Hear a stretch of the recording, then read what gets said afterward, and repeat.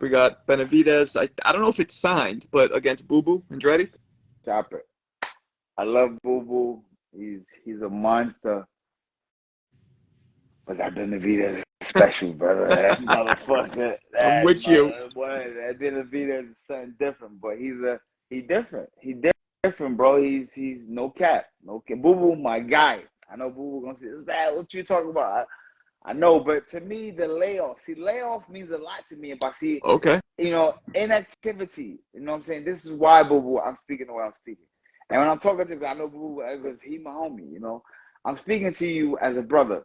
The inactivity that you've been on to jump right back in with a fighter caliber right now of a Benavidez with the shit he been doing, it just don't add up. It just don't add up to me. It don't add up to me. Can he come and show us different and show the world different? Possibility. But you will have to show the world that. You know what I'm saying? No respect lost, no respect, none of that. I still love you, still my bro. I just think right now, no. The Benavidez fight, he can't. Benavidez is gonna hurt him. I think Benavidez can beat everybody in his weight. What do you think? I don't think anybody beats Benavidez at 68. Me either. Nope. No, right? What about 75? Because he's like 6'3". Benavidez is tall.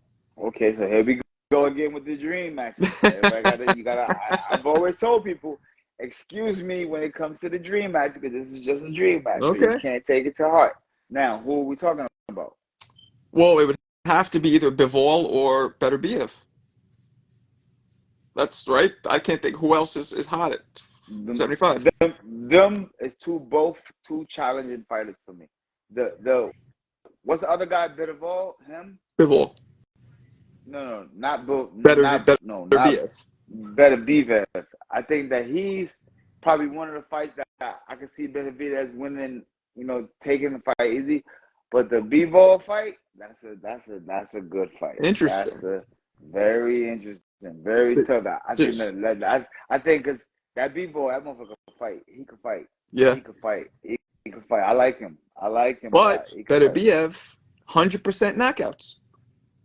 100%. I understand that, but with Benavidez, nah, he's not gonna do that. He's not gonna do that, boy. I'm telling you, that pressure he gonna apply off that boy, it ain't gonna be no knockout shit like that. I'm with you. It's gonna be a knockout, but I don't think it's not Benavidez. I'm telling you, bro. I'm with you. I just see something different in him. I see something different in him. If you Yeah. if you look at him, people watching too, when you have time, YouTube Benavidez, you see clips of him at like 15 sparring Kelly Pavlik, but looking like crazy. He been on animal shit. He just never had the light. Now the light is on him. Watch. Everybody watch. Remember I tell y'all about Devin? I've been right 30 times. 30 times. Okay, so you know what? You know what? Let's pivot. Of all those dudes within 35 and 40, right? Because they all could fight each other. People very close in weight. Who do you think, if they did a round robin, I know it's fantasy, but it might not be fantasy, it might happen soon, and they all fought, who do you think would come out on top and beat everybody? Wait, what do you mean robin? Like round robin, like let's say all of them had a tournament, all five, Teo, Tank, Shakur, Haney, all those dudes somehow fought each other. Who do you think would come out beating everybody? That's a very clever question. I have no idea. That's a very clever question, brother. No, I don't have no idea of that right there, because they all possess different great abilities.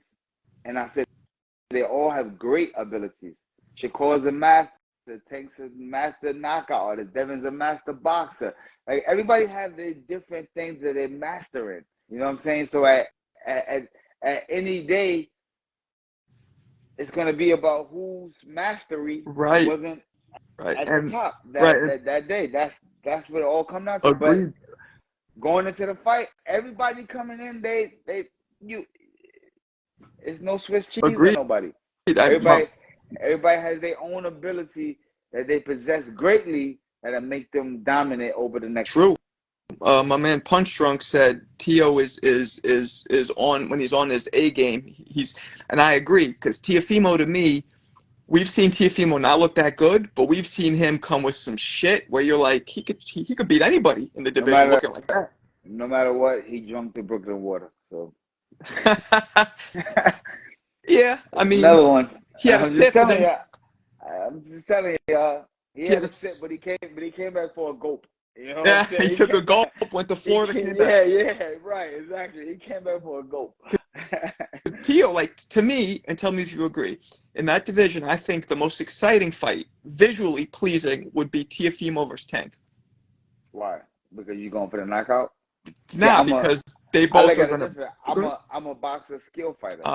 So you'd So rather watch Shakur? I rather watch some skills. I'd rather watch some dominant skills mixed with some good punching.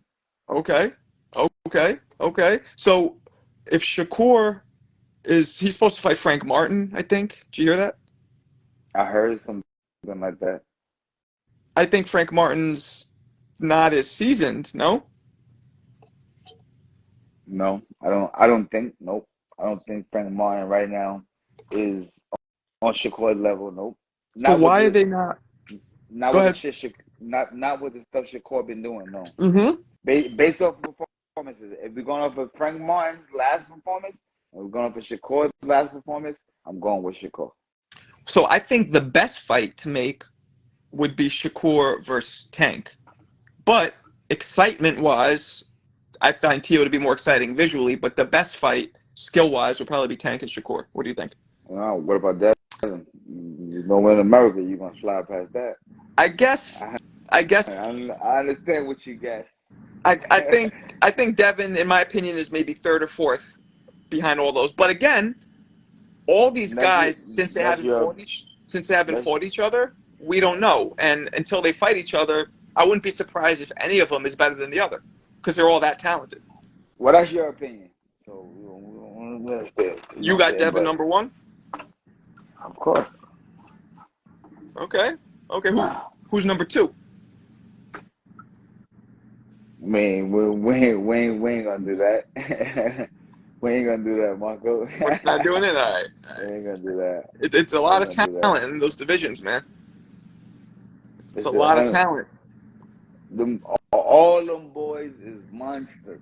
Tio, Tank, Shakur, Devin. Them boys is that's like a handful of guys right there. That's and listen, we can't even leave Ryan out. We can't leave Ryan out. Even Ryan Loma. is the Loma too. Ryan. Oh my God, you cannot leave Lomachenko out. I'm sorry for doing that. Lomachenko, 100%.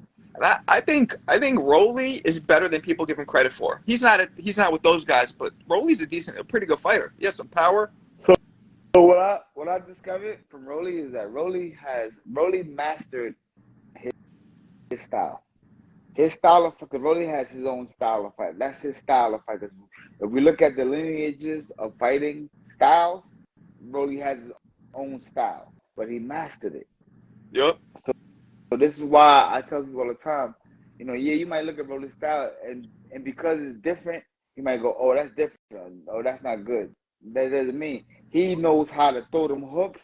He knows how to make them movements and drop them bombs, and he has great power.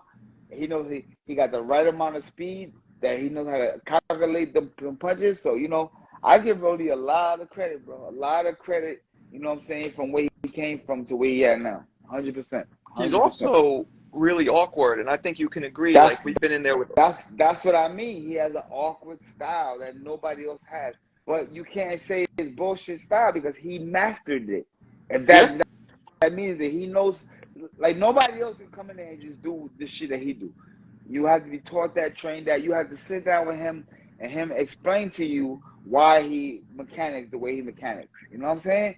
That's what I feel. But his style is him fighting Rolly, anybody fighting Rolly is going to be a problem because he has a different kind of style that our normal defense wasn't taught how to block and let's see coming. He got shit coming from angles that, we can't see. You know what I'm saying? So it's like, like I said again, Rolly, I like him. He mastered his style of fighting. And yes, I give him a lot of a situation where he could be a lot of problems for a lot of people. And he's Yeah. aggressive and he be in good shape. Another thing. And he's very, very powerful. And he's Yeah. fast. Yeah. And just the awkward, the punches coming from angles, crazy angles, and But it's crazy to say he mastered that style. Think about what I'm. Maybe not now. Nobody understand what I'm saying. But later on, it is this right here. This the Rolly mastered his style of fighting. Watch what I say. Watch what I Right. say. Right. No, he did. I mean, and he's also still really exciting to watch. I mean, he still sells, you know. And you said Ryan. Ryan's another one. I mean, do you think I'm not Ryan has gonna. the potential to be up there with everybody? Yeah, 100%. 100%. He's a great fighter. He just listen, man. Sometimes you get put on the elevator and the door open up and you get kicked off the elevator in a fucking floor that you like, oh my God, what just happened? That doesn't mean you bad. So I always tell people this. Every time I've ever lost, I didn't to y'all it was a loss because it went on a record display. To me, it was a learning experience. There you go. I got experience off of that. So now everything that I came from the past, it never happened again. It always happened different. But you never seen that Costa Azul one punch ever happen again once that happened. Am I right or wrong? You're right.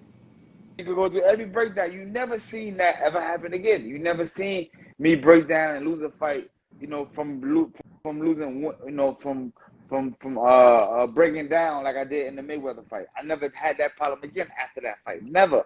I made sure I've always corrected my situations. You know what I'm saying? In the Mayweather fight, when you say breaking down, what do you mean? Meaning that the first half I was strong, I was vibrant, I was ready, I was going. The second half I started breaking down. I started getting tired. I started getting you know what I'm saying. I started letting different things get to me. You know what I mean? So that's what I mean by I never allowed that in the future to happen again. Did you learn more from one specific loss or all of them? You kind of learned the most. All of it. Everyone you go through has his own different learning lesson. Everyone has his own different learning lesson. You know what I'm saying? I mean, hey. Let me okay, for sure. That's life. Life's like that.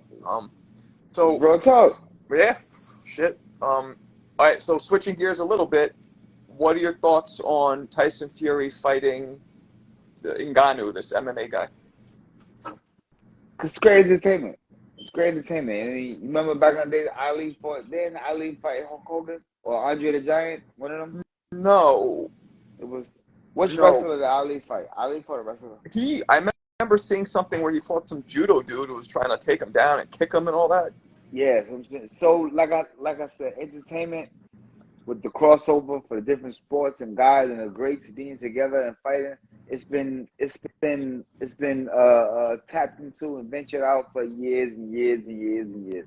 You know, to make it to a plateau where you're that big, where you can cross over to another market with the other big guy and make a big event happen. That's great. Big kudos. Great. So, that's big kudos to Tyson Fury for that. Do you think that the heavyweight belt should be up for grabs? Or you think it should just be like an exhibition? Because I'm not sure it is. I think they're waiting to see if the WBC sanctions it. It might not be up for grabs. Well, it depends on what style of rules that we go through. If it goes down under the style of rule of boxing, under championship boxing rules, if it's under that, what's the belt? The WBC? I think so, yeah. So if it lines up with the WBC rules, why not? Let's make it happen. And I think you said earlier when Briggs was here, you said that you think that Fury beats Usyk if they end up clashing, right? Yeah, I like Fury. What about Wilder? Do you think Wilder could beat Usyk?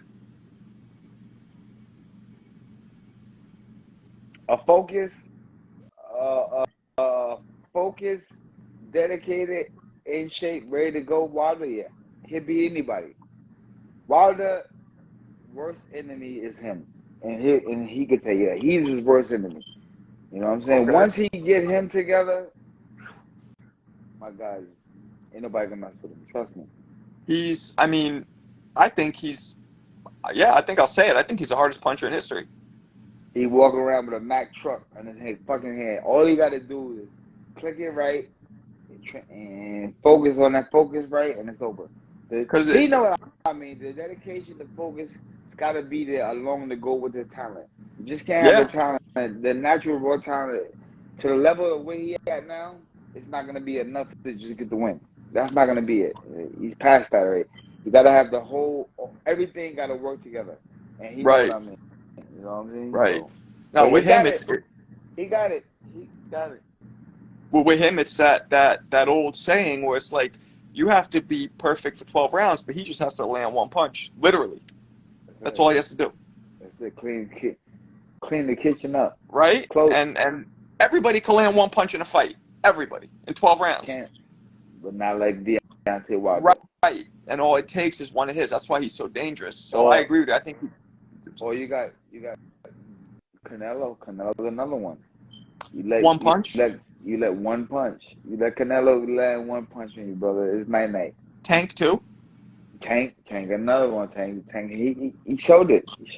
There's not I that think. many though.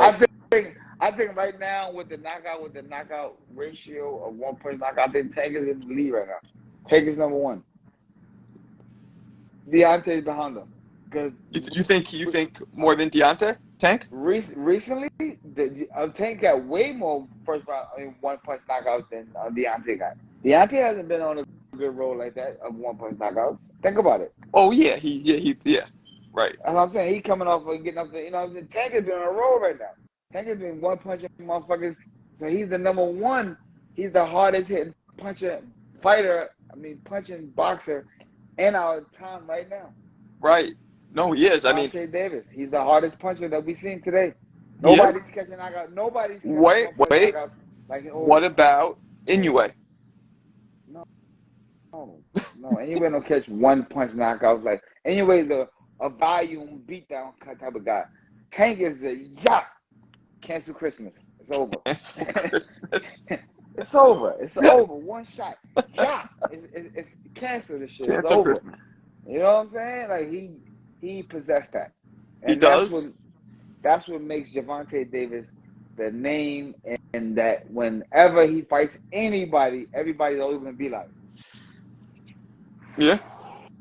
Always for the rest of his life, he's always gonna be.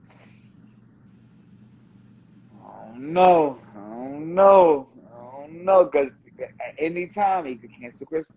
Right, and I think Tank Davis's only threat would be him moving up in weight, because he's short, and the more he moves up, then his power maybe gets lesser and lesser. I was at 147, knocking guys out. You forgot?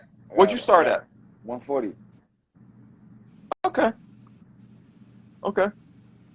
You went up to 54 even, didn't you? I went to 54. I won the title, but it was too big for me. It was too big. That was too much. I fuck around. I went 12 rounds with Ryan Davis.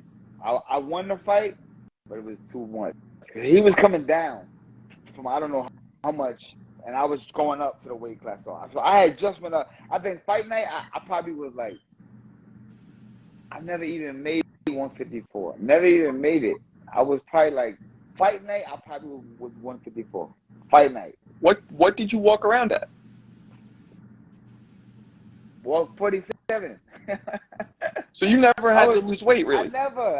I've always been this. I've been the same. Everybody know me the same size forever. I've been the same. I came in the game 1996 at 140. I left the game in 2019 at 140. Wow. You fucking do the math. I tell people and I went to 54, 47, and I came back down. Well, that's impressive, because you were probably fighting dudes who walked around at 160 all the time, and I got 30 knockouts. 57 fights, 30 by knockout. I was like that too. I never would try and cut weight, and the coaches and people would kind of give me shit for it, because it's like, well, you're at a disadvantage because all the dudes you're fighting are going to be 15 pounds heavier than you when you step in. Everybody I fought, bro, was bigger than me, bro, and I still was right there banging out with them. Everybody. What? Let's go back and look. You look at that, you're like, you're fucking right. Them guys was bigger than that. That was just, Could you have made 130 or 135 if you tried? I couldn't. I never. 140 was like a death chamber for me. You know what I'm saying? So I never. I should say this. I never tried to make 135. Never. You never tried, but you probably could have. Nah, one for now. Nah, Nah, it was because 40. I had to like when I was going for 40. I had to like executioner, bag, garbage bags, Abilene, too like much. eat right, like you know what I'm saying. Like to go to 40, I had to like do like the best of the best of the best of the best. You know what I'm saying? Start early. I'm starting like 3 months early. You know, doing just drinking water, no sugars, all that kind of like to make 40. I had to like really put myself in a different type of situation. So Wow.